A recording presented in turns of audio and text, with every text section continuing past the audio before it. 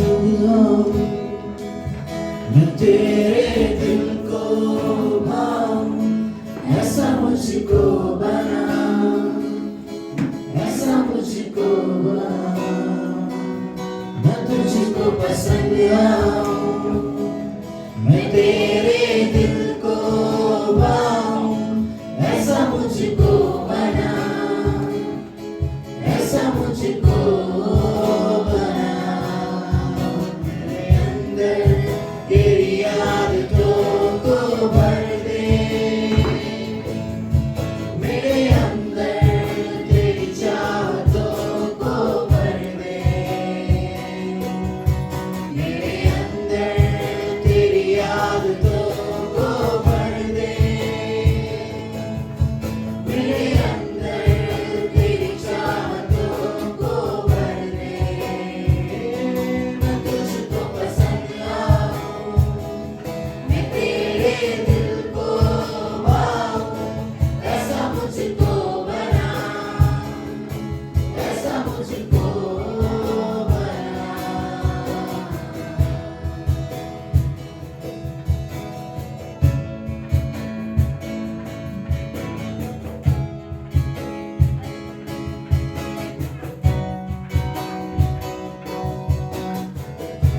मैं ना करूं मेरे मन की, दौड़ूं तेरी मर्ज़ी को, लग जाए ऐसी लग तेरी, कुछ और ना अवध जाए। मैं ना करूं मेरे मन की, दौड़ूं तेरी मर्ज़ी को, लग जाए ऐसी लग तेरी, कुछ और ना अवध जाए। तेरी हर ख्वाहिश को मैं अपनी आदत बना लूं, ऐसा मुझको बना, ऐसा मुझको बना। तेरी हर ख्वाहिश को मैं अपनी आदत बना लूं, ऐसा मुझको बना, ऐसा मुझको बना। तेरी आदतों को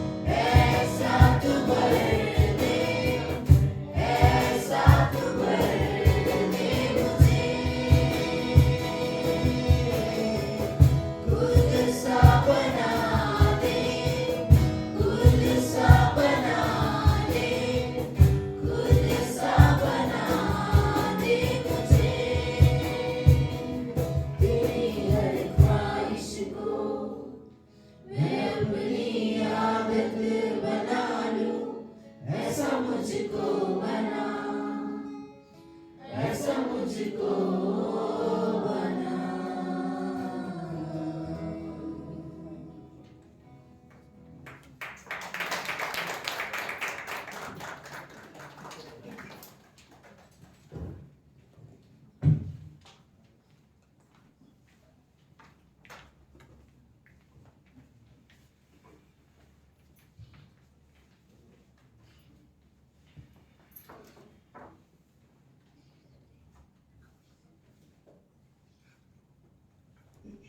गुड इवनिंग।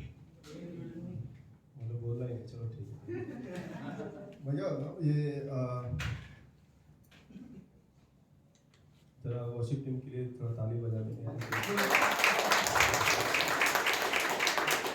क्योंकि जो उन्होंने मतलब वर्शिप मतलब परमेश्वर को एक बोलते हैं ना, ऐसा चीज़ है जो परमेश्वर को बहुत पसंद है। और बाइबल में लिखा है कि परमेश्वर अगर कुछ चीज़ ढूंढ रहा है ना, तो ऐसे ही आराधक को ढूंढ रहा है जो उसकी आराधना आत्मा और सच्चाई से करे। आमीन। और अपने लिए भी ताली बजा सकते हो आप।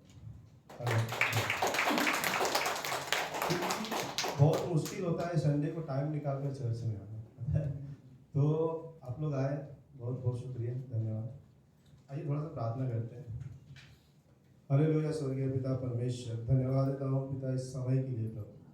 धन्यवाद देता हूँ स्वर्गीय पिता कि आपने हमारे आराधना को ग्रहण किया पिता परमेश्वर। धन्यवाद देता हूँ जो यहाँ पर लोग आए हैं प्रभु, अपना समय निकाल कर आए पिता परमेश्वर, ताकि आपसे बात कर सके, ताकि आपकी आराधना कर सके, ताकि आपकी महिमा कर सके। धन्यवाद देता हूँ पिता। और आपने हमें सुरक्षित लाया पिता परमेश्वर, इसके लिए धन्यवाद देता हूँ पिता। इस वक्त पवित्र आत्मा के जरिए आप हमारी अगुवाई करें पिता, हमारा मार्गदर्शन करें प्रभु, कि जो भी वचन आए प्रभु हमारे दिल में जाए, हमारे मन में रहे और हमारी ज़बान पर रहे और हमारे चाल में रहे पिता परमेश्वर। आप हमारी सहायता करें, हमारी मदद करें प्रभु, ताकि हम जैसा आप चाहते हैं वैसा जीवन जी सके पिता परमेश्वर। मैं ये प्रार्थना आपके पुत्र प्रभु यीशु मसीह के नाम से करता हूँ, आमीन।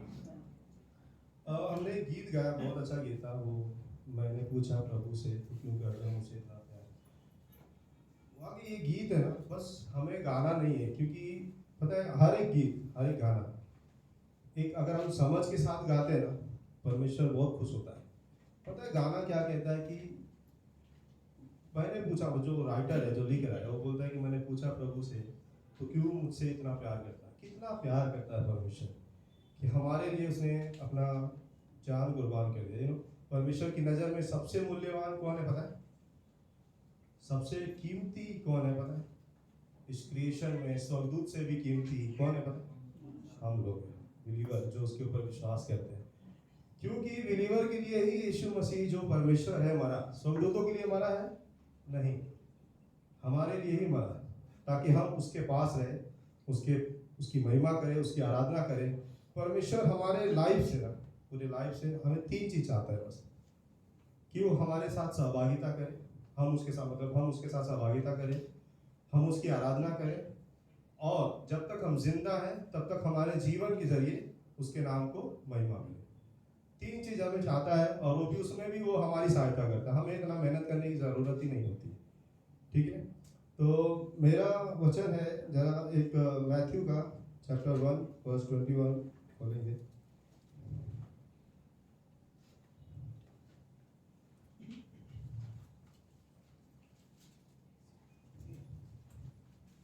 कभी कभी ऐसा लगता है उधर खड़े होकर बात करना आसान होता है, इधर थोड़ा हार्ड होता है। वाकई परमेश्वर जब किसी से बातचीत करता है तो उसको परमेश्वर ही खड़ा करा सकता है। हम अगर अपनी मेहनत से गए तो कुछ भी हो सकता है, ठीक है। आइए वचन देखते हैं। 23 वर्स, पहला अध्याय 23वां वचन पढ़ेंगे। देखो एक कुंवारी गर्भवती होगी, वह एक पुत्र को जन्म देगी और उसका नाम इमानुएल रखा जाएगा, जिसका अर्थ है परमेश्वर हमारे साथ है। हमें जब हम स्टार्टिंग में थे, मतलब जब हम आराधना, मतलब जब हम नए नए बिलीवर बने, तो हमारे मन में ये पढ़ के सवाल नहीं उठा होगा कि किसी ने भी उसका नाम इमानुएल नहीं रखा और किसी ने भी उसको बुलाया भी नहीं इमानुएल। तो ये प्रोफेसी पूरा कैसे हुआ मेरे समझ में नहीं आ रहा। हम पढ़ते ना, हम थोड़ा स्टडी करते हैं तो हमें पता चलता है, अरे यार पूरी यीशु मसीह के पूरे लाइफ में यीशु मसीह को किसी ने भी इमैनुअल नहीं कहा, किसी ने भी उसको इमैनुअल पुकारा नहीं। तो ये प्रोफेसी पूरा कैसे हुआ आइजाया का, जो यहाँ पे लिखा है आइजाया 7:14 में लिखा है कि एक कुंवारी गर्भवती है कि उसका नाम इमैनुअल रखा जाएगा। एक्चुअली ये नाम है ना, नाम परमेश्वर जैसा है, परमेश्वर जैसा है वैसा जो व्यक्ति महसूस करता था, जो व्यक्ति एहसास करता था, वैसा उसका नाम रखता था। जैसे कि दाऊद को, जैसे हमें ये पूरे पिछले हफ्ते में वचन सुना कि दाऊद ने उसको यहोवा चरवाहा बुलाया। क्यों? क्योंकि उसको लगा कि परमेश्वर ही उसके जीवन का रखवाला है, परमेश्वर ही उसको हर चीज में संभालता है, परमेश्वर ही उसकी सहायता करता है। अब्राहम ने उसका नाम क्या रखा? यहोवा जायरा, क्योंकि उसको पता था कि परमेश्वर जो अब्राहम जो बेटे को कुर्बान करने जा रहा है, वही प्रोवाइडर, वही मुझे देगा जो भी जरूरत है। तो जैसा ऐसा नहीं था कि वो लोग ने नाम रखा तो परमेश्वर वैसा बन गया। परमेश्वर पहले था, परमेश्वर सब कुछ है, सब कुछ है। बस हम जो एहसास करते हैं उसको, उसके साथ रिलेशन में रह के जो हम उसको एहसास करते हैं, हम उसका नाम रखते हैं कि आप मेरे लिए ये है, आप मेरे चरवाहा हैं, आप मेरे यहोवा राफा है, आप मेरे जो भी नाम है। तो हम जब उसको एहसास करते हैं तो हम उनका नाम रखते हैं। इमैनुअल लोग, यहूदी लोग परमेश्वर को बुलाते थे, क्यों पता? क्योंकि उसका मतलब होता है परमेश्वर हमारे साथ है। इजरायली जब भी मिस्र देश से निकले ना, मिस्र देश से निकले, परमेश्वर उनके साथ हर पल हर वक्त रहा। जब मूसा समुद्र को 2 भाग किया तब परमेश्वर उसके साथ था। जब दाऊद गोलियत को मारा तब परमेश्वर उसके साथ था। जब यूसुफ गुलाम बन के गया था मिस्र में तब परमेश्वर उसके साथ था। जब सुलोमन राजा राज करता था तब परमेश्वर उसके साथ था। परमेश्वर हर एक के साथ था। कोई भी ऐसा व्यक्ति नहीं बाइबल में, जो लिखा है हिब्रू 11 में, जो विश्वास के हीरो है, उन्होंने अपने दम पे कुछ किया। किसी ने कुछ नहीं किया। अगर परमेश्वर साथ में नहीं है हमारे, परमेश्वर साथ में कहीं भी नहीं है, तो हम कुछ नहीं कर सकते। क्योंकि अपने वो मूवी देखा है, मूवी देखते रहेंगे, मैं यकीन करता हूँ। द लायन किंग पिक्चर किसी ने देखा है? द लायन किंग बहुत अच्छा पिक्चर है, कार्टून है, देखो मजा आएगा। उसमें एक बच्चा रहता है, छोटा सा शेर रहता है, मतलब छोटा सा शेर, उसका नाम रहता है आई थिंक सिम्बा नाम रहता है, सिम्बा। तो उसका नाम सिम्बा रहता है। वो जो रहते हैं ना, वो दुश्मन रहते हैं उनके, क्या बोलते हैं, लकड़बग्गे नाम है आई थिंक उनको। जब उनके बीच में जाता है ना, डर डर के जाता है, क्योंकि वो कुछ नहीं कर पाएगा ना, छोटा है, बच्चा है। और वो लोग ही उसके ऊपर चढ़ जाते थे कि क्या कर लेगा, बच्चा है। लेकिन जब वो उसका पिताजी, उसके पिता का नाम क्या था? सिम्बा ही था। तो जब उनके साथ जाता है ना वो, तो वो जो डर के भाग जाते थे। उसी तरह अगर हमारे साथ परमेश्वर नहीं है, अगर मैं दम पे अपने दम पे जा रहा हूँ आगे ना, शैतान बोले ये क्या करेगा मेरा, कुछ नहीं कर पाएगा, तो हमें वैसे ही गिराएगा जैसे वो लोगों को गिरा देता है। अगर परमेश्वर मेरे पीछे नहीं, अगर मेरे परमेश्वर मेरे साथ नहीं, अगर मेरे परमेश्वर मेरे आगे नहीं है, तो हम जीरो, हम कुछ नहीं कर पाएंगे, ना किसी से लड़ पाएंगे, ना कहीं दुख संकट आएगा तो खड़े रह पाएंगे, ना कुछ कर पाएंगे, क्योंकि परमेश्वर हमारे साथ नहीं है। तो लेकिन अगर हमारे साथ परमेश्वर है तो कुछ भी होने दो, चाहे संकट आए, चाहे मुसीबत आए, चाहे तकलीफ आए, हम वैसे ही खड़े रहेंगे जैसा कि हमें कुछ होता ही नहीं। मैं एग्जाम्पल देता हूँ, बहुत ही अच्छा एग्जाम्पल है। जब लगे कि हमें डर सता रहा है, हमें लगे कि तकलीफ आ रहा है, तो एलिशा नबी, किसी को पता है कौन है? एलिशा नबी बहुत ही पावरफुल नबी था, क्योंकि जब वो मर गया था, बोलते हैं कि उसकी हड्डी से एक व्यक्ति जिंदा हो चुका था, क्योंकि परमेश्वर का अनुग्रह, परमेश्वर का सामर्थ उसके ऊपर था। तो एलिशा नबी जब कुछ राजा लोग उसको मारने के लिए आए थे, तो ऐसे ही बिंदास था वो। तो सोचो अगर आप ऐसे बीच में हो और कुछ लोग आपको घेर ले मारने के लिए, आपकी क्या हालत होगी? आप डर के मारे कांपने लग जाओगे, यार क्या करूं मैं। और हो गया था उसका सेवक, उसका जो असिस्टेंट था, वो डर गया था, अरे अब हम क्या करें, क्योंकि राजा लोग मारने आ रहे हैं सेना के साथ। और इंसान डरे नहीं, तो मतलब कुछ तो बात है। एलीशा डरा नहीं उसमें, क्यों पता है? क्योंकि उसने देखा था परमेश्वर उसके साथ है, क्योंकि उसने देखा, उसका आत्मिक नज़र से वो हमेशा देखता था। सोचो, जब वो प्रार्थना करता है एलीशा, और वो जब परमेश्वर उसकी सेवा की आंखें खोलता है, तो क्या दिखता है कि अग्निमय रथ घोड़ों के साथ उसके चारों बाजू थे। मतलब परमेश्वर उनके उसके लिए, उसकी बचाव के लिए इतने सारे स्वर्गदूत रखे थे। एक स्वर्गदूत काफी है उन सभी राजाओं को मारने के लिए, लेकिन परमेश्वर ने उसको बचाने के लिए सब रखा था। तो जब हम किसी मुसीबत में जाते हैं, किसी तकलीफ में जाते हैं, परमेश्वर हमारे साथ रहता है। लेकिन हम दो सिचुएशन में एक सिचुएशन में ये भूल जाते हैं कि परमेश्वर हमारे साथ है, और एक सिचुएशन में हम विश्वास ही नहीं करते कि परमेश्वर हमारे साथ है। पता है कौन सा सिचुएशन है? दो, एक दुख, एक संकट, एक मतलब डर। इसमें हम भूल जाते हैं कि परमेश्वर हम साथ है, हम डरने लगते हैं, हम चिंता करने लगते हैं, अरे क्या होगा क्या होगा।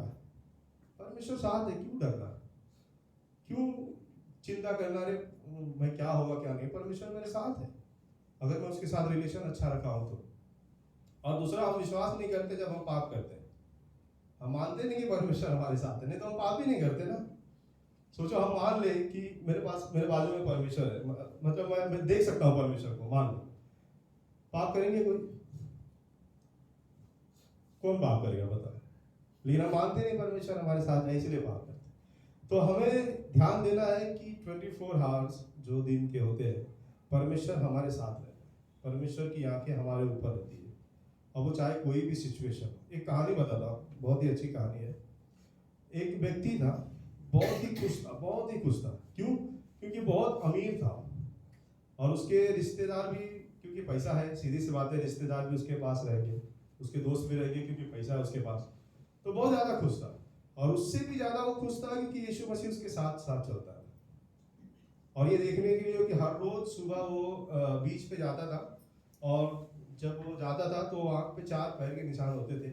वो समझ जाता था कि यीशु मसीह मेरे साथ है, 2 उसके थे और 2 यीशु मसीह के थे।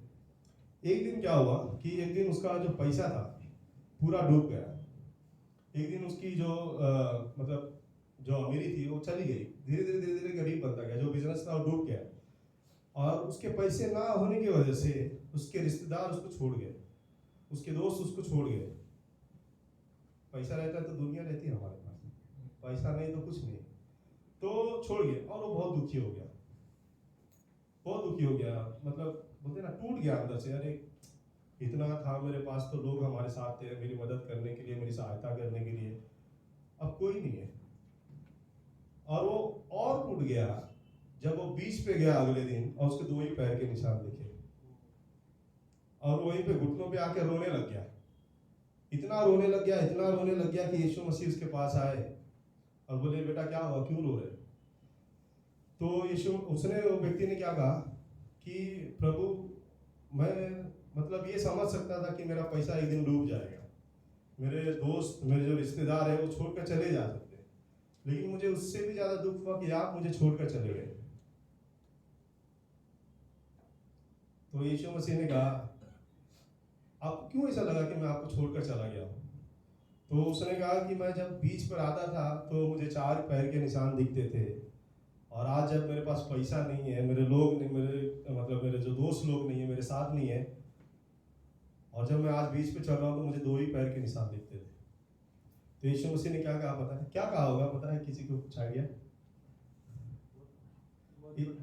यीशु मसीह ने कहा, बेटा वो जो 2 पैर के निशान है ना, वो मेरे, मैं तुझे गोद में उठा के लेके चल रहा था ताकि तुझे ठोकर ना लगे। कैन यू इमेजिन, अगर हम परमेश्वर, मतलब अगर मैं विश्वास करता हूँ कि परमेश्वर मेरे साथ है, मैं चाहे दुख में जाऊं, चाहे किसी संकट में जाऊं, या किसी मुसीबत में जाऊं, परमेश्वर मेरे साथ है। और परमेश्वर अगर मेरे साथ है तो कौन कुछ कर सकता है? कोई कर सकता है कुछ? ऐसा रोमन्स का वचन कहता है कि अगर परमेश्वर मेरी ओर है, कौन मेरे विरुद्ध खड़ा हो सकता है? न इंसान, न शैतान, न स्वर्गदूत, न कोई भी नहीं खड़ा हो सकता है। हमें तो हमें ये विश्वास करके चलना है, हमें ये डेली विश्वास करके चलना है कि जब मैं उठता हूँ परमेश्वर मेरे साथ है, जब मैं खाना खाता हूँ परमेश्वर मेरे साथ है, जब मैं काम पे जाता हूँ परमेश्वर मेरे साथ है, और जब मैं रात को आकर सोता परमेश्वर मेरे साथ है। आमीन। ये जो वचन है यहोवा इमानुएल, जब परमेश्वर ने, लोगों ने परमेश्वर का नाम रखा था क्योंकि परमेश्वर उनके बीच में आकर रहा था, तंबू बनाकर मंदिर में आकर उनके बीच में रहा था। और वही परमेश्वर, जस्ट इमेजिन, वही परमेश्वर जहाँ उनको फिजिकली रूप में दिखाई नहीं दे रहा था, जहाँ वो लोग देख नहीं सकते थे परमेश्वर को, इजरायली लोग बात नहीं कर सकते परमेश्वर से, वो परमेश्वर फिजिकली रूप में हमारे बीच में आ गया है। इसलिए उसको कहा गया है कि यहोवा इमानुएल, यानी कि परमेश्वर हमारे बीच में रहा। आज भी हमारे बीच में है परमेश्वर, हमारे अंदर है पवित्र आत्मा, हमें अगुवाई करता है, हमारा मार्गदर्शन करता है, हमें रक्षा करता है, राइट।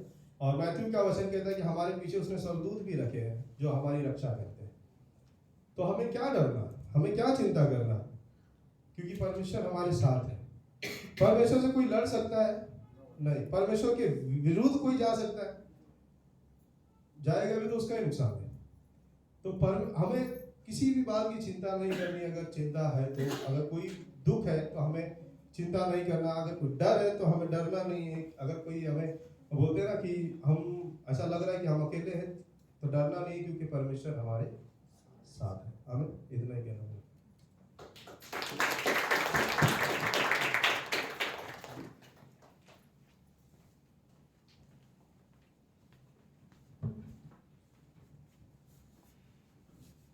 ओके, संदेश सच में बहुत अच्छा था, मुझे अच्छा लगा।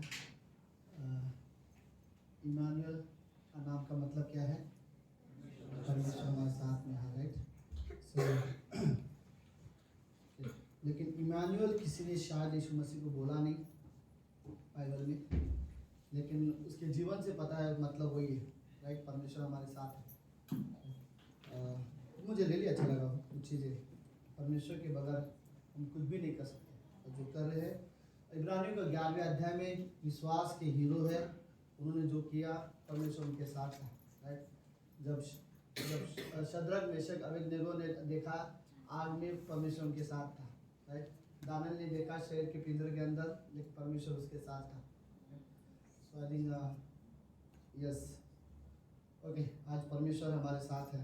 रोमियो का 8:31 में लिखा है, यदि परमेश्वर हमारे साथ है तो हमारा विरोधी कौन हो सकता है, राइट। ये लाइन अच्छा है, राइट। पहला परमेश्वर बोलता है इमानुएल, परमेश्वर मेरे साथ है, राइट। अगर ये वर्ड पर हम विश्वास करते तो हम इस वर्ड को लेकर आगे जाके बोल सकते हैं, अगर परमेश्वर हमारे साथ है तो हमारे विरोधी कौन हो सकता है। Really really good. ओके, आज क्या है? Palm Sunday. कई सारे लोगों को सबको पता है क्या हुआ था पाम संडे के दिन।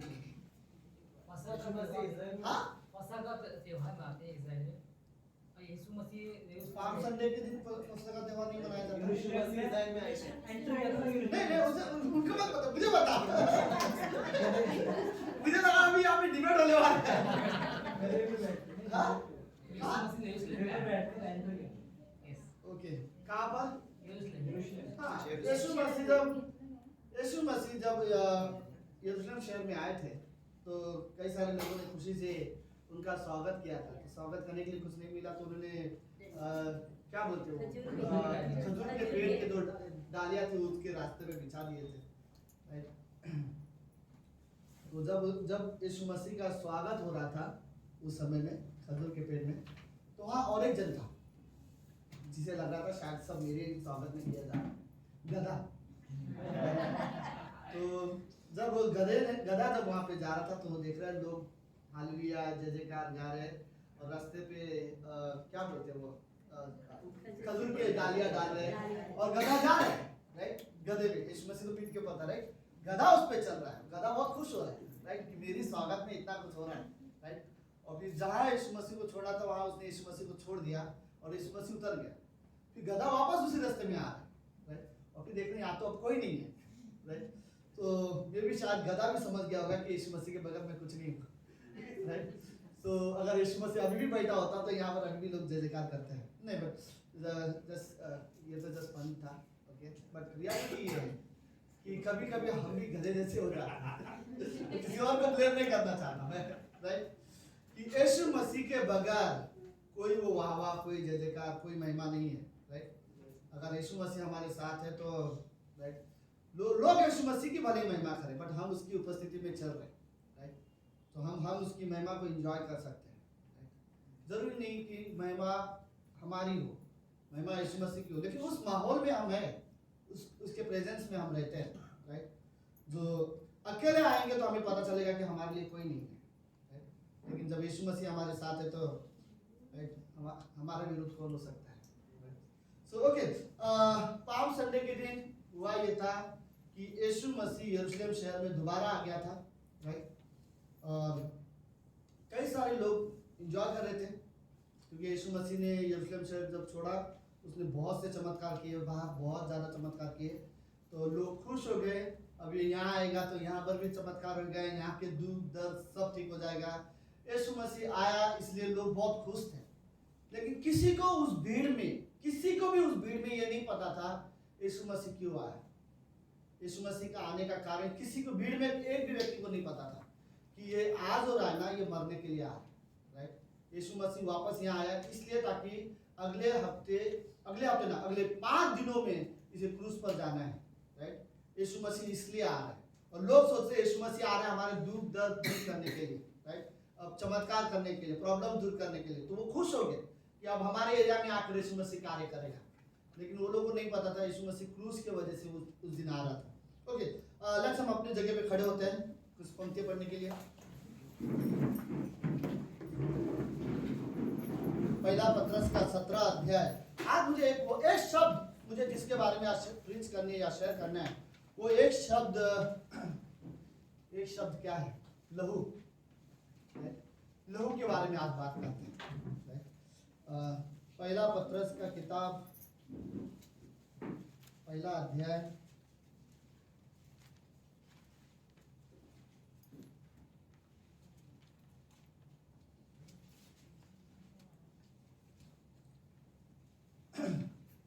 सत्रहवीं पंक्ति से लेकर आगे।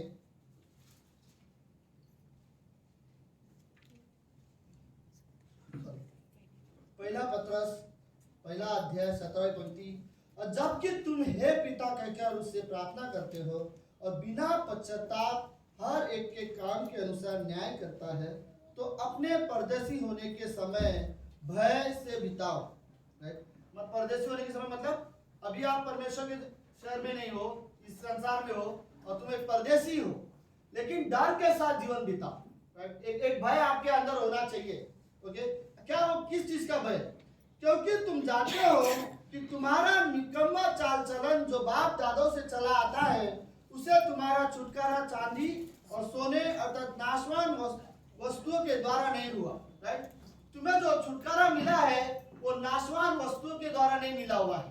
राइट, तो ये चीज याद रखो। तो सबको पता हमारा छुटकारा किससे हुआ है? किसी का है जो उसको लगता है कि सोने चांदी या पैसे से तुम्हारा छुटकारा हुआ है, पापों का क्षमा हुआ है? नहीं। राइट, आप इमेजिन करो ये चीजें तो एक समय आएगा इन चीजों का कोई वैल्यू नहीं होगा। ओके, 19वीं पंक्ति। लेकिन निर्दोष और निष्कलंक मेमने अर्थात यीशु मसीह के बहुमूल्य लहू के द्वारा हुआ है। राइट, हमारा छुटकारा किससे हुआ है? निर्दोष निष्कलंक, मतलब जो निर्दोष था, निष्कलंक, जिसमें कोई दोष नहीं पाया गया, कोई उस पर दोष नहीं, कोई गलती नहीं की थी उसने, निष्कलंक था वो। राइट, अर्थात मेमने अर्थात यीशु मसीह के बहुमूल्य लहू के द्वारा हुआ है। उसका ज्ञान तो जगत की उत्पत्ति से पहले ही से जाना गया था, पर अब इस अंतिम युग में तुम्हारे लिए प्रकट हुआ, जो उसके द्वारा परमेश्वर पर विश्वास करते हो, जिसने उसे मरेहों में से जिलाया और महिमा दी कि तुम्हारा विश्वास और आशा परमेश्वर पर हो।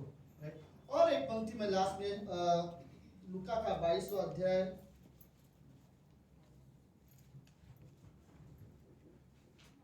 बीसवीं पंक्ति। इसी रीति से बियारी के बाद कटोरा भी यह कहते हुए लिया, यह कटोरा मेरे उस लहू में जो तुम्हारे लिए बहाया जाता है, एक नई वाचा है। राइट, ये याद है यीशु मसीह लास्ट दिन जब भोजन कर रहा था तो उसने एक गिलास में जूस सबसे बांटा था, राइट? और यीशु मसीह बोलता है कि ये आखिरी वाचा है हमारे, राइट? जो लहू की मेरी लहू की वाचा है, राइट? तो लहू से द्वारा यीशु मसीह ने हमारे साथ एक वाचा बांधी है। बस प्रार्थना करते हैं। प्रभु यीशु, धन्यवाद आज के दिन के लिए और सुंदर समय के लिए। आप रियली पवित्र जीवित परमेश्वर हो। ये शाम प्रभु हम आपकी उपस्थिति इंजॉय करना चाहते हैं। जो आज हमने सुना प्रभु, इमानुएल, परमेश्वर हमारे साथ है। प्रभु हमारे लिए कोई शब्द नहीं है, खाली हम विश्वास करते हैं इस शब्द पर कि परमेश्वर हमारे साथ है। परमेश्वर की उपस्थिति हमारे बीच में है। चाहे हमारे जीवन में कोई भी उतार चढ़ाव रहे, चाहे हमारे जीवन में ब्लेसिंग हो या चाहे ना भी रहे, लेकिन हम जानते कि परमेश्वर हमारे साथ है। धन्यवाद प्रभु यीशु इस शब्द के लिए। धन्यवाद परमेश्वर। ये जो वर्ड था स्वर्गदूतों के द्वारा आपने कहलाया, इमानुएल, परमेश्वर तुम्हारे साथ है, परमेश्वर हमारे साथ है। धन्यवाद प्रभु यीशु। इस सभा को आप आशीष देना। प्रार्थना यीशु मसीह के नाम से करते हैं, आमीन आमीन। आप सब लोग बैठ सकते हैं।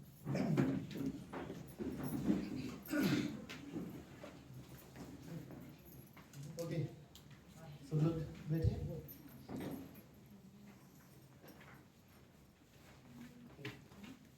Welcome Bhavna. By the way Bhavna आज अच्छी लग रही है, सो स्वीट। आज भावना का बर्थडे भी है, राइट? सो बाय द वे आज हमारे टीम का कैप्टन हमारे बीच में है। Bye the way thank you, welcome sir.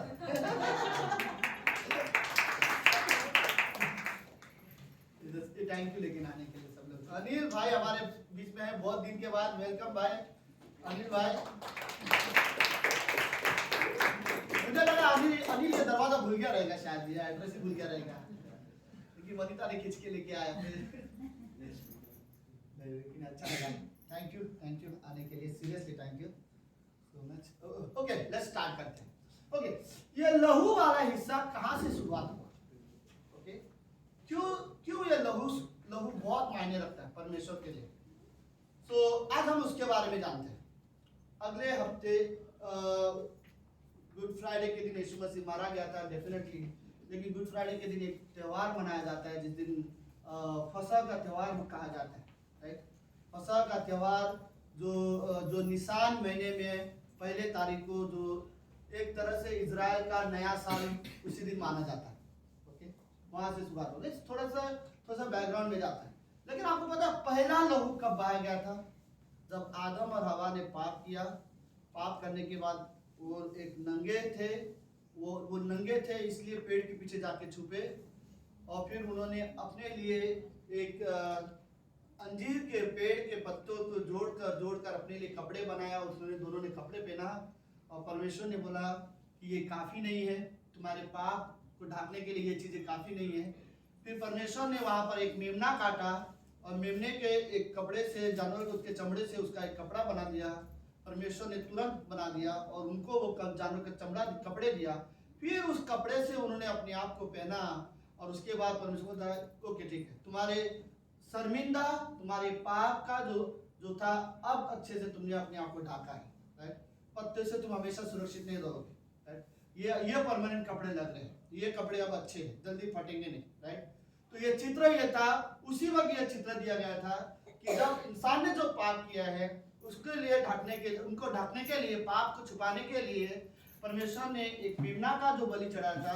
ये वही चित्र था कि सारे मनुष्य के पाप को ढकने के लिए परमेश्वर अपने पुत्र यीशु मसीह का लहू बहाने वाला था, और उसकी पवित्रता से हमारे पाप ढांपे जाने वाले थे।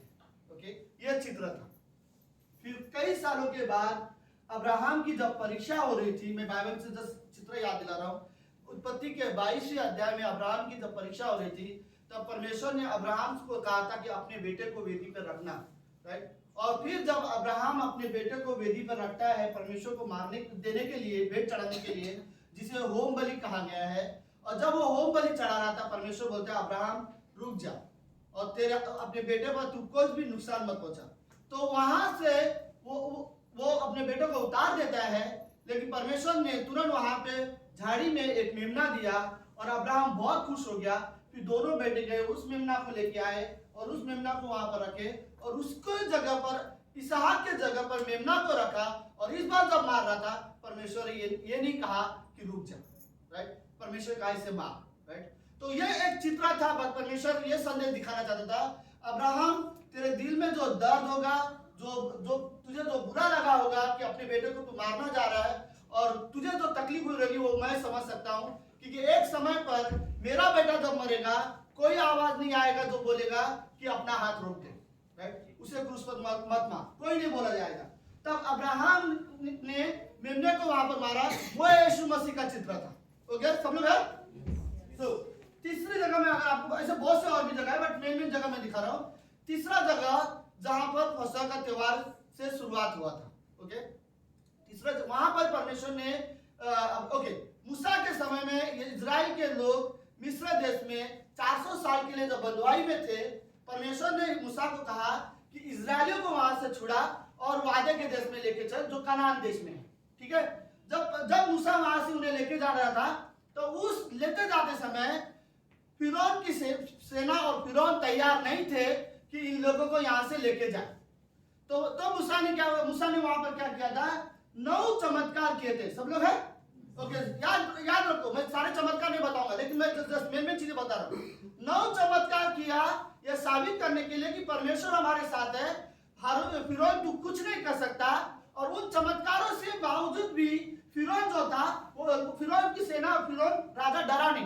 ओके, कुछ चमत्कार क्या थे, उनकी सारी नदी, आधे से ज्यादा नदी, उनका पूरा नदी लहू बन गया था, राइट। मेंढक का बहुत सारे मेंढक आ गए थे, टिड्डियां आ गए थे, और क्या थे, महामारी, हाँ, आकाश से अग्नि आ रहे थे। बट ये सारे 9 ऐसे चमत्कार थे, और हर इसमें वो थोड़ा सा डर रहा था, लेकिन मन कठोर कर रहा था कि हम नहीं करेंगे, ठीक है। आखिरी बार भाई तो एक जू वाला भी था, एक जू वाला भी था, जो सब इमेजिन करो, सबके सिर पे जू गिर रहे थे, इतने जू गिरे, सब ठीक है, चलो चेंज करते टॉपिक। 9 चमत्कार करने के बाद भी फिरौन की सेना कठोर होते जाए, और वो परमेश्वर से डरते नहीं थे, ठीक है। अब परमेश्वर ने क्या कहा, 10वां चमत्कार होगा। 10वां चमत्कार क्या होगा, 10वां चमत्कार ये होगा, हर एक घर का पहलौठा बेटा, जो पहला बेटा होगा, जो बड़ा बेटा, वो मर जाएगा, राइट। और यहाँ पे फिरौन का बेटा भी मरेगा, हर एक घर में, कोई भी ऐसा घर नहीं होगा पूरे मिस्र देश में, कोई भी एक घर भी ऐसा नहीं होगा जिस घर से कोई बच्चा हो। लेकिन परमेश्वर ने ये भी कहा, मूसा, इजरायलियों के घर से भी बच्चा मरेगा अगर उनके घर में लहू नहीं होगा, राइट। मैं एक सारे इजरायलियों को जाके बोलो कि हर एक व्यक्ति जाकर अपने अपने घर में मेमना का लहू लेके अपने अपने घर में दरवाजा पे लहू लगाओ, राइट। तो वो लहू किस तरह से लगाया था, मेरे पास कुछ में भी फोटो है, मैं आपको वो दिखा सकता हूँ दिखाने के लिए। तो हर एक इंसान इस तरह से है, वो लोग एक बर्तन में लहू ले रहे थे और इस तरह से वो अपने दरवाजे पे लगा रहे थे, ओके। हाँ, तो अब क्या हो रहा था, सभी लोग देख रहे, सबके मेमना काटो और उसका लहू, बाद में ये मेमना को लेके जाके तुम खाना खा सकते हो। लेकिन हर एक इंसान जो इजरायली थे, जो यीशु मसीह में विश्वास करने इजरायली लोग थे, वो सबके पास ये संदेश आ गया था कि हमें अपने घर में लहू लगाए। तो ऐसा एक भी इंसान नहीं था जो अपने घर में लहू नहीं लगाता था। अगर किसी के घर में लहू नहीं लगाया होगा तो कौन डरेगा, बड़ा बेटा, क्योंकि मरने वाला कौन है, बड़ा बेटा। तो हर घर में, मैं भी सोचो, बड़ा बेटा पहला बार अपने पिता को बोलता होगा, पिताजी मेरा घर में लगाया क्या, राइट, क्या आपने लहू लगाया। कहीं ऐसा ना हो, क्योंकि नियम ये था, रात के समय में जो यहोवा का दूत आएगा, जो यीशु मसीह होगा, वो तलवार के साथ आएगा, जिस घर में लहू नहीं दिखेगा उस घर का पहला बेटा मर जाए। तो हर एक व्यक्ति ने इस तरह से लहू लगाना शुरू किया था। और एक फोटो है हमारे पास, जो लहू जो लगा, जो तरीका ऐसा था, वो क्रूस की तरह लगा रहे थे, राइट। आपके घर में आपको लहू लगाने के समय में एक आप ऊपर लगाओगे, फिर दाएं बाएं लगाओगे और फिर नीचे लगाओगे, राइट। तो ये एक तरह से ये दिखेगा क्रूस। तो यीशु मसीह ये दिखाना चाहता है इस चित्र में, जिस घर में मेरा लहू लग चुका है उस घर में किसी और का लहू नहीं बहेगा, राइट, क्योंकि उनके घर के दरवाजे पे मेरा लहू लगाया हुआ है, राइट। ये चित्र था यीशु मसीह के लहू का लगाने का, जिसकी वजह से दूसरा उस घर का कोई लहू नहीं बहा। जिस घर में यीशु मसीह का लहू नहीं है, सिर्फ उसी घर में लहू बहेगा, राइट। तो फिरौन की सेना में ये हुआ। अगले दिन फिरौन रो रहा है, राजा रो रहा है, पूरा देश रो रहा है, हर एक घर में हर एक घर से पहला बेटा जो बड़ा बेटा था वो मर चुका है। सिर्फ और सिर्फ जो इजरायली लोग थे, सिर्फ उनके घर में ऐसा था कि उनके घर से कोई भी पहला बेटा नहीं मरा था। परमेश्वर ने मूसा को बोल दिया था, यही दिन अब फसह का त्योहार मनाया जाएगा, यही दिन तुम्हारा साल का नया साल होगा, यही महीना तुम्हारा पहला महीना होगा और आज के दिन तुम्हारा पहला महीना नया साल से शुरुआत होगा, उसी दिन से वो शुरुआत होगा। तो फसह का त्योहार में ये क्या होता था, उसके बाद जब ये लोग वादे के देश में आए तो सबसे पहले जो त्योहार इजरायलियों ने मनाया था वो यही त्योहार था, फसह का त्योहार। ओके, फसह का त्योहार के दिन वो लोग इजराइल में आए, उन्होंने फसह का त्योहार मनाया अपने खेती। तो फसह का त्योहार के समय में क्या होता था, हर एक इंसान इजराइल में पूरे देश में कहीं भी रहे, उन्हें इकट्ठा आना है और इकट्ठा आकर वहां पर वो लोग को परमेश्वर के लिए बलि चढ़ाना है, राइट। और जो इंसान जो लेके आ सकता है परमेश्वर के लिए लाओ, परमेश्वर को भेंट चढ़ाओ। और फसह का त्योहार में एक तरह से ये होता है, ये हमारे पाप बलि का भी हिस्सा होता है और ये धन्यवाद का हिस्सा भी होता है। तो लोग परमेश्वर को भेंट चढ़ाने के लिए आते थे। फसह के त्योहार में होता ये था, में भी सारी चीजें थोड़ा सा हो जाएगा। 50 दिन के लिए सारे इजराइल यरूशलेम शहर में जमा हो जाते थे। ये 50 दिन का त्योहार होता था। तो पहला दिन फसह का त्योहार से लेकर आखिरी जो 50वां दिन होता था, पेंटिकॉस्टल दिन का होता था, जिस दिन पवित्र आत्मा आया था। ये 50 दिन के लिए हर साल इजराइल लोग इकट्ठा आते थे। यहाँ पर एक बिजनेस बहुत चलता था उस त्योहार में, झोपड़ी का त्योहार भी माना जाता था, जिसमें हर इंसान अपना घर झोपड़ी बना के वहां पर रहते थे। तो ये जो बेसिक है, ठीक है, अभी तक सब लोग समझ में आया। तो यहाँ से ये लहू का हिस्सा शुरुआत हुआ था, जहां पर ये लोग फसह का त्योहार चढ़ा था। ओके सुनो, जिस समय ये लोग फसह का त्योहार चढ़ाने रहते पहला दिन, बाइबल के अनुसार उसी दिन पहली बार यीशु मसीह जो फसह का त्योहार था, सेम दिन, मतलब वही दिन जिस दिन फिरौन मिस्र शहर में पहलौठा मरा था घर घर में और ये लहू लगाया था, ठीक एग्जैक्टली उसी दिन में यीशु मसीह क्रूस पर मारा गया था, राइट। क्योंकि वो फसह का त्योहार था। फसह का त्योहार में क्या होता था, एक इंसान बलि लेके आएगा, उस बलि को लेके जाके अंदर लेके जाएगा, उसको बलि काटेगा, बलि काटने के बाद उसके लहू महायाजक लेगा, लहू लेके जाके महायाजक पवित्र स्थान के अंदर जाएगा और जहाँ पे परमेश्वर की उपस्थिति होती थी, परमेश्वर की उपस्थिति में याद है वो लोग ने ऐसे बोल रखे थे झाड़ने के लिए होंगे, तो वो लहू को वो 7 बार उस पे झटकेगा और 7 बार झटकने के बाद वो आदमी जो महायाजक थे वो बाहर आएगा। अगर साल भर में उसने कभी कोई पाप नहीं किया होगा तो जिंदा बाहर आएगा, अगर साल भर में उसने कभी कोई पाप किया रहेगा तो अंदर ही वो जाके मर जाएगा। उसको एक डोरी से बांधा रहता था, तो लोग उसे जिंदा नहीं बैठ, लेकिन उसको खींच के ले सिखाते थे। ये त्योहार था। तो जैसे ही लहू लेके बाहर आएगा और जब महायाजक जिंदा आ जाएगा, वहां सबको बताएगा परमेश्वर ने हमारी भेंट जो थी कबूल कर लिया है, तो सारे लोग खुशी से एंजॉय करते थे और आराधना करते थे, जय जयकार करते थे और हालेलुया बोलते थे। उस दिन क्या हुआ, जिस दिन यीशु मसीह मरना था, उस दिन ये था कि मंदिर यहाँ पर है और मंदिर के सामने खोपड़ी का पहाड़ है, जहां पर एग्जैक्टली वहां पर यीशु मसीह मारा गया। और जैसे यहाँ पर महायाजक लहू लेकर महापवित्र स्थान में अंदर जाने वाले थे लहू चढ़ाने के लिए, लेकिन उसी समय में फिर जो फिरौन की जो इजराइल की जो सेना थी, जो रोमी जो सिपाही थी, उन्होंने यीशु मसीह को वहां पर क्रूस पर मार दिया। और जैसे वहां पर क्रूस में यीशु मसीह मारा गया, ठीक वैसे ही मंदिर में जो लहू लेके जाने वाला ही था, उससे पहले मंदिर का पर्दा फट गया। इसका क्या चित्र था, मैं भी शायद हमारे पास ये चित्र है। ओके, तो यह चित्र था। तो मंदिर का पर्दा ऊपर से नीचे से फटने का मतलब क्या होता है, परमेश्वर ने ये फाड़ा था कि जो ऊपर से नीचे तक फट गया। ओके, अब ये इसका फटने का रीजन क्या था, परमेश्वर क्या बोल रहा है, तुम लोग जो एक मेमने का लहू लेके आ रहे हो, यह सिर्फ एक चिन्ह के लिए मैंने कहा गया था, लेकिन अब मुझे ये लहू नहीं चाहिए, क्योंकि मुझे जो लहू चाहिए था, इतने साल से तुम लोग जो मेमना लेके आ रहे थे, वो उसका मेन कारण क्या था, यीशु मसीह क्रूस पर मरने वाला। तो जब यीशु मसीह तुम्हारे लिए मर चुका है, तो अब ये जानवर का लहू लाके जरूरत नहीं है। तो मंदिर फटने का मेन कारण ये था, लहू आ चुका है, लहू बह चुका है। मुझे जो लहू चाहिए था वो यीशु मसीह का मिल चुका है, अब मुझे ये जानवरों की लहू की अब मुझे जरूरत नहीं है। ओके, दूसरा पर्दा फटने का मतलब ये होता है कि खाली साल में एक बार महायाजक मंदिर के उस पार जाता था, जो महापवित्र स्थान था, बार बार उसमें नहीं जा सकते थे। लेकिन इस बार ऐसा था कि अब मंदिर फट गया का मतलब है तुम बिंदास परमेश्वर के पास जाओ, राइट। कोई आपके और परमेश्वर के बीच में आप कोई दरार नहीं है, कोई आपको रोक नहीं सकता, राइट। आपको अब किसी मेमने की बलि काट के साल में एक बार इंतजार करने की जरूरत नहीं है। आप जब उठो परमेश्वर के पास जाओ, राइट। अब तुम्हारे और परमेश्वर के बीच में जो पर्दा था वो फट चुका है। तो यह चित्र था, इसीलिए उसी दिन यीशु मसीह, मतलब यह परमेश्वर की एग्जैक्टली योजना थी। जिस दिन निर्गमन के 12वें अध्याय में जिस दिन लहू क्या बोलते हैं दरवाजे पे लगाया गया था और फिर मिस्र की सेना के पायलट सबके मर गए थे, उसी दिन में कई सालों के बाद यीशु मसीह क्रूस पर मारा गया और यीशु मसीह के वजह से अब हमारे घर में कोई लहू नहीं बहेगा, राइट। तो आपके बारे में ये है, बाइबल ये कहती है लहू के द्वारा, बहुमूल्य लहू के द्वारा हमारा उद्धार हुआ है, राइट।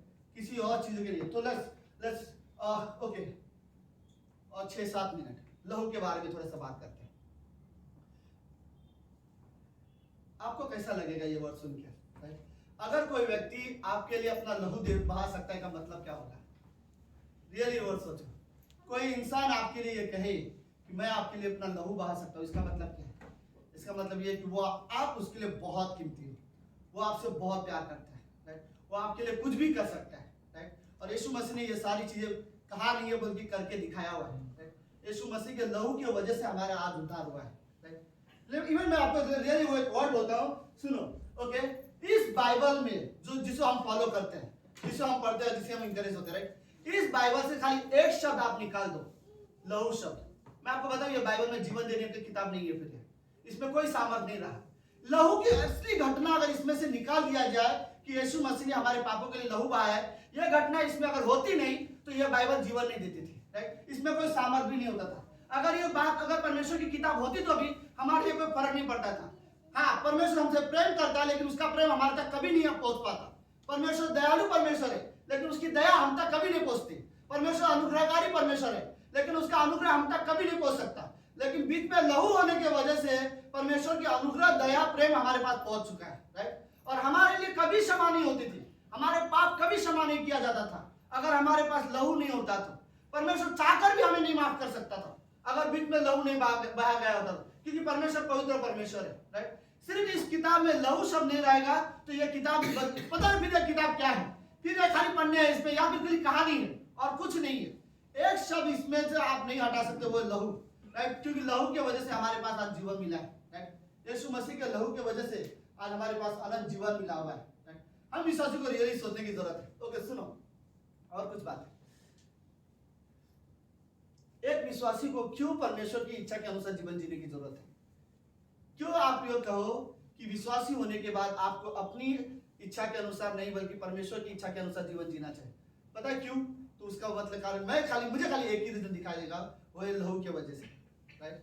क्योंकि तुम्हें बचाने के लिए अगर लहू बहाया गया, तुम दोबारा कभी पाप ना करो इसलिए लहू बहाया गया, तुम्हें क्षमा मिले इसलिए लहू बहाया गया, और तुम दोबारा वही पाप करना चाहते हो, फिर लहू की कीमत आप नहीं समझ रहे हो, राइट। यीशु मसीह की लहू की कीमत हम विश्वासी को रियली समझने की जरूरत है, राइट। मेरे लिए वो लहू बहाया गया है जिसके वजह से मेरा आज उद्धार हुआ है, राइट। अगर आपको लगता है कि जीवन की किताब में हमारा नाम है कारण यीशु मसीह का लहू है, राइट। अगर लगता है मरने के बाद हम स्वर्ग जाएंगे क्योंकि बीच में लहू है, लहू अगर नहीं होता तो हम मुझे क्या पता, मैं भी हम क्रिश्चियनिटी नहीं होती थी, राइट। यीशु मसीह के लहू के बगैर कोई और रास्ता नहीं होता था। लेकिन परमेश्वर का धन्यवाद कि यीशु मसीह ने हमारे लिए अपना लहू बहाना चुना, राइट। गतसमनी के बगीचे में जब यीशु मसीह प्रार्थना कर रहा था तब उस प्रार्थना के समय में उसके जो लहू थे वो पसीने की तरह लहू वहां पे टपक रहे थे, राइट। मे बी वो इतना वो उस दिन यीशु मसीह इतना परेशान था कि अगले दिन उसे क्रूस पर जाना है, लेकिन उस क्रूस पर कुछ समय के लिए परमेश्वर पिता उससे मुंह फेर लेगा, वो चीजें भी उसे देखना था। लेकिन यीशु मसीह बोलते हैं यदि तेरी इच्छा नहीं तो ये जो प्याला है मेरे से दूर किया जाए, राइट। लेकिन मेरी नहीं बल्कि परमेश्वर तेरी इच्छा पूरी हो, राइट। परमेश्वर के नजर में लहू रियली कीमती था यीशु मसीह का, और वो लहू हमारे लिए बहा गया, राइट। यीशु मसीह के लहू से आई थिंक जैसे वो वर्ष था रोमियो का 8:31, यदि परमेश्वर हमारे साथ है तो हमारे विरोध कौन हो सकता है। इवन इमेजिन करो, यीशु मसीह ने परमेश्वर ने यीशु मसीह को हमारे लिए दे दिया, इसके बाद वो हमें और क्या कुछ न देगा, राइट। यीशु मसीह तो ये जो पूरा मतलब लहू का जो मेन किस्सा है वो खाली चित्र था। पुराने नियम में ये सिर्फ एक चित्र था बताने के लिए परमेश्वर कि यीशु मसीह हमारे पापों के लिए मरने वाला है, राइट। और नए नियम में हमारे लिए ऐसा है कि लहू बहाया गया है, राइट, जिसके वजह से आज हमारे पास अनंत जीवन है। ओके, बट वो लहू लहू वो देखो, लहू किसी का भी एक्सेप्ट नहीं किया जा सकता था।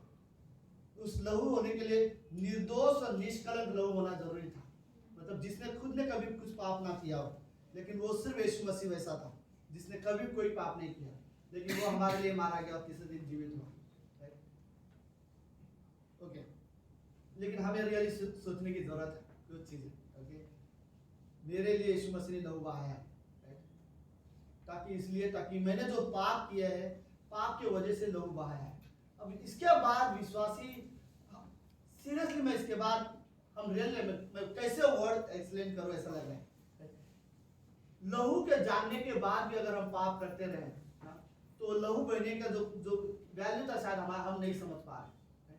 हमारा उद्धार हो चुका है यीशु मसीह के लहू के वजह से, हम पवित्र किए गए हैं, राइट, यीशु मसीह के लहू की वजह से। लेकिन फिर भी अगर मैं गलतियां करता रहूं तो मैं बस फर्क इतना है कि मैं उस लहू की वैल्यू को नहीं समझ पा रहा, राइट। वो कीमत जो यीशु मसीह ने हमारे लिए चुकाई है, हम उस कीमत को नहीं समझ पा रहे। हमें भी हमें रियली समझने की जरूरत है।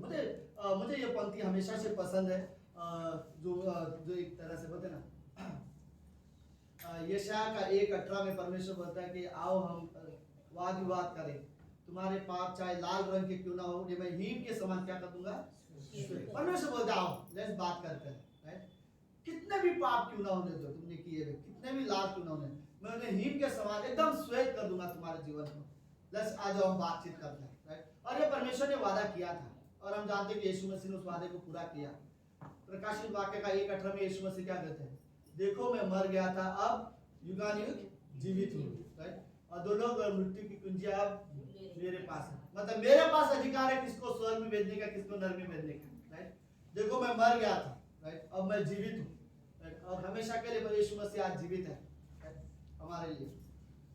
और मुझे वो पंक्ति लास्ट में पसंद है, पहला कुरिन्थियों का 1:18, राइट, और उसमें बोलता है कि क्रूस की कथा नाश होने वालों के लिए क्या है, मूर्खता है। लेकिन ये मुझे लेकिन लाइन सेकंड लाइन ज्यादा अच्छा है, लेकिन हम उद्धार पाने वालों के लिए क्या है, परमेश्वर के सामर्थ की बात है। हमारे लिए ये वर्ड सामर्थ की, क्रूस की कथा लोगों के लिए आज भी कई सारे लोग, ये मैं भी ये कमेंट करते हैं, मैंने भी कई बार ये वर्ड सुना है, लोग यीशु मसीह के बारे में बोलते हैं यीशु मसीह अगर वो परमेश्वर है खुद को नहीं बचा सकता तो वो हमें क्या बचाएगा। काश इस हिस्ट्री, काश पाप का भुगतान के बारे में आप समझ पाते तो शायद ये सवाल कभी नहीं पूछते, राइट।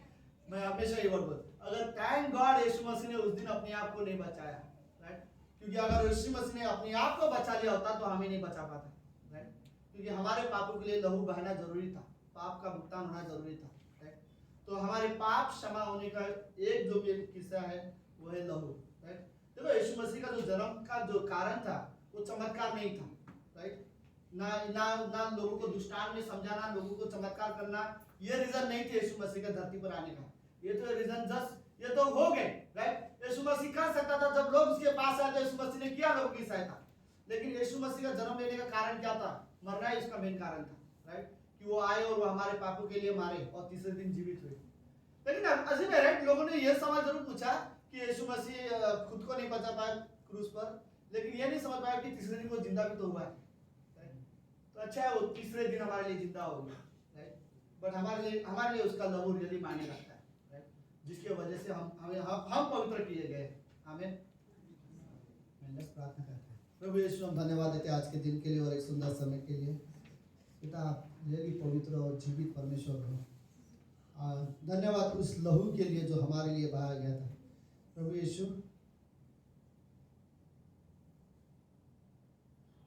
इस कमरे में एक भी इंसान इतना अच्छा या इतना योग्य नहीं था, हम में से कोई भी इसके योग्य नहीं था प्रभु कि आप आओ और आप हमारे लिए लहू बहाओ। कोई भी इसके योग्य नहीं था प्रभु कि हमारे पाप आप अपने ऊपर ले लो, लेकिन धन्यवाद आपका प्रेम इस योग्य था। आपके प्रेम की वजह से प्रभु यीशु आप आए और हमारे लिए लहू बहाए। प्रभु यीशु आप रियली धन्यवाद परमेश्वर। आपके हाथ में जो कीले ठोके गए, आपके पाँव में जो कीले ठोके गए प्रभु, ये निशान एक दिन इस कमरे में हर एक विश्वासी देखेगा कि वो हमारे वजह से था, हमारे पाप की वजह से। प्रभु आप हमारी रियली मदद करना है कि हम उस लहू की कीमत को समझ सके, जो बहुमूल्य लहू था, जिसकी वजह से हमें चंगाई मिली है, जिसकी वजह से हमें उद्धार मिला है। धन्यवाद पिता परमेश्वर। ये गुड फ्राइडे प्रभु यीशु मसीह हम रियली एंजॉय करना चाहते हैं। हम लोगों को बताना चाहते हैं कि किसी ने आपके लिए लहू बहाया है। प्रभु यीशु आप रियली सहायता करना है, हम लोग इस प्रेज मार्च के ऊपर गॉड हम लोग एंजॉय कर सके। हम लोग ट्रैक्स बांटे, हम लोगों को बताए कि एक ही उद्धार करता है जो हमारे पाप क्षमा कर सकता है, वो यीशु मसीह है, और कोई नहीं। और इस बात पर प्रभु इस कमरे में हम सब विश्वास करते हैं प्रभु, लेकिन हम चाहते हैं कि और लोग हैं जो शायद नहीं विश्वास करते, नहीं जानते, हम उन्हें भी बता सके कि तुम्हारे लिए लहू बहाया गया है। धन्यवाद प्रभु यीशु। ये प्रार्थना यीशु मसीह के नाम से करते हैं, आमीन।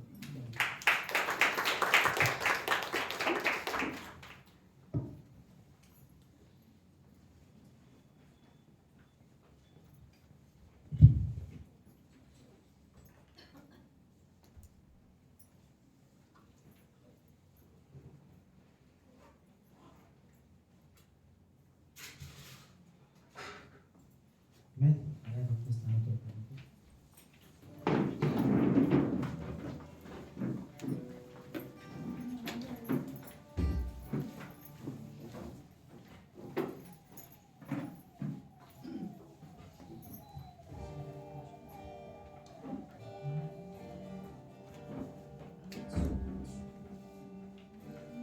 तेरा लहू बड़ा कीमती है प्रभु, तेरा लहू बड़ा कीमती है, तेरा लहू बड़ा कीमती है प्रभु, तेरा लहू बड़ा कीमती है, क्योंकि उस लहू में जो ताकत है, जिससे हम पाते हैं छुटकारा, क्योंकि उस लहू में जो ताकत है, जिससे हम पाते हैं छुटकारा, तेरा लहू बड़ा कीमती है प्रभु, तेरा लहू बड़ा कीमती है, तेरा लहू बड़ा कीमती है प्रभु, तेरा लहू बड़ा कीमती है। तूने वो लहू बहाया है, सारी दुनिया को बचाया है। तूने वो लहू बहाया है, सारी दुनिया को बचाया है। तभी तूने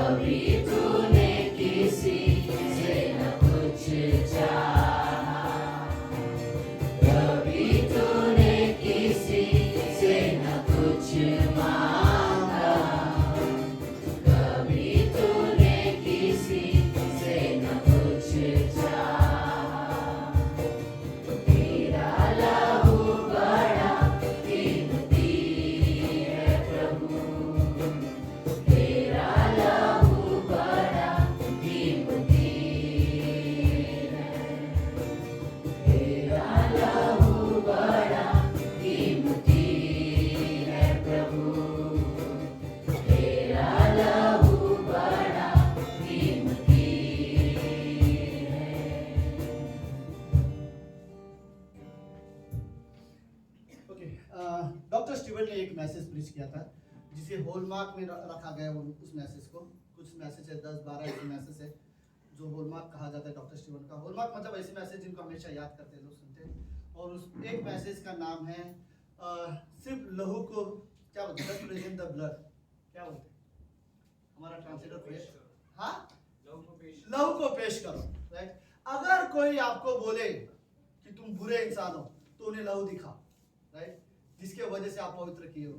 अगर कोई आप बोले आप आराधना के योग्य नहीं हो अब, तो उसे लहू दिखाओ जिसके वजह से आप आराधना कर सकते हो। अगर कोई बोले तुम परमेश्वर को परमेश्वर बुला पिता बोलने के योग्य नहीं हो परमेश्वर को, तो उसे लहू दिखाओ जिसके वजह से आप परमेश्वर को आप पिता बोल सकते हैं। कोई भी इंसान कोई भी उंगली उठाए आपके ऊपर या दोष लगाता है और आप यीशु मसीह में विश्वास करने वाले व्यक्ति हो, तो दोष लगाने वालों को आप लहू दिखा दो, राइट, कि मैं मेरे वजह से, मेरे अच्छे कर्मों की वजह से मैं अच्छा नहीं बना हूं, राइट, और आज भी मेरे अंदर गलतियां है, बुराइयां है, यीशु मसीह के लहू के वजह से मैं अच्छा बना हूं, right.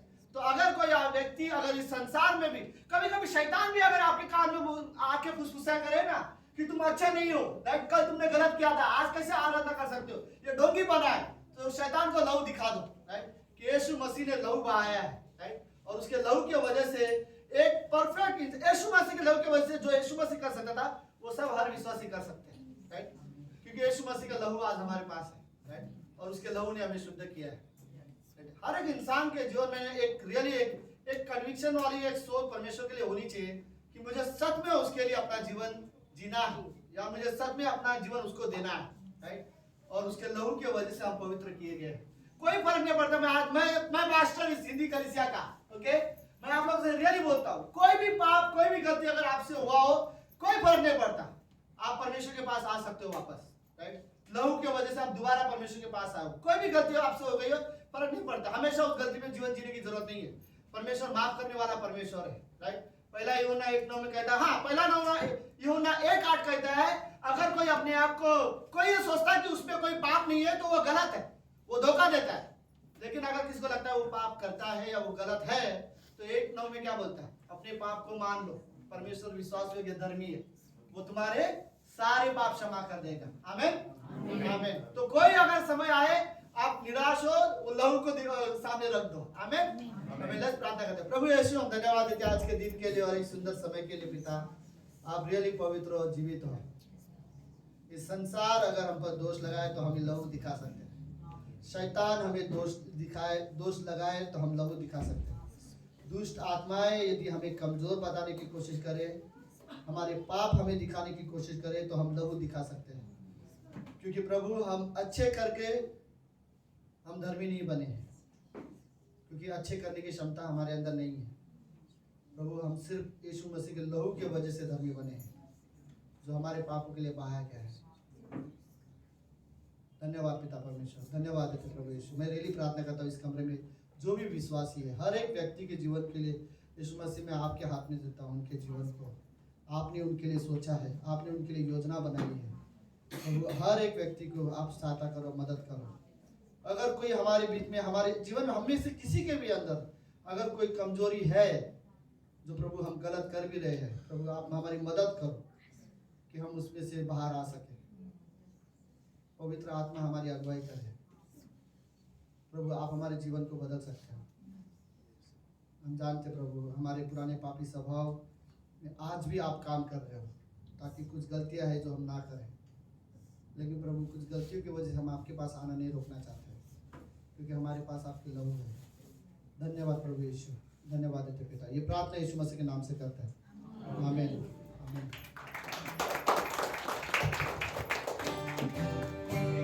Happy birthday to you.